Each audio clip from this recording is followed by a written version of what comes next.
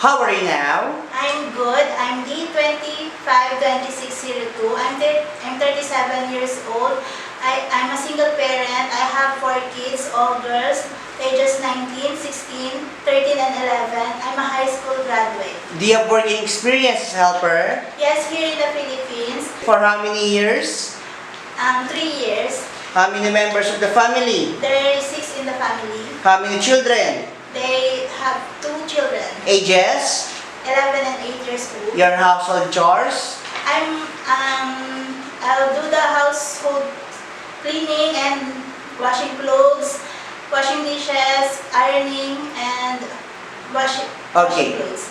Do you know how to cook Chinese food? No, Are- but I'm willing to learn. Do you know how to teach the children? Yes, What subject?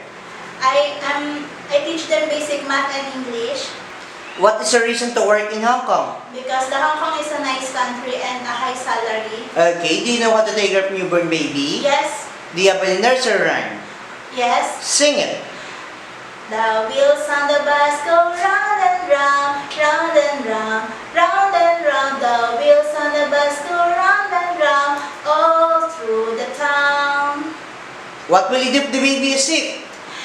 First, I will check the temperature and I will tell my employer. How do you handle a situation where the children in your care are fighting? I separate them and I tell them that fighting is bad. In taking care of member of the house, which one you like the most? The baby, because I have experience taking care of the baby. Okay, if somebody wants to enter in your employer's house, what will you do? I will immediately tell my employer. Which part of your employer's house should be kept clean at all times? The kitchen and the toilet to prevent bad odors and bacteria. What will you do if your employer give instructions that you don't understand? I will clarify the question to them to do my job correct. Okay. If you accidentally damage something in your employer's house, what will you do? I will immediately tell to them and I will fix the item. Okay, are you afraid of dogs? No. Do you have any special skills? Yes, it's children technique. Okay, are you willing to attend training or workshops to improve your skills? Yes. Message for your future employer. Hi, Ma'am, Sir.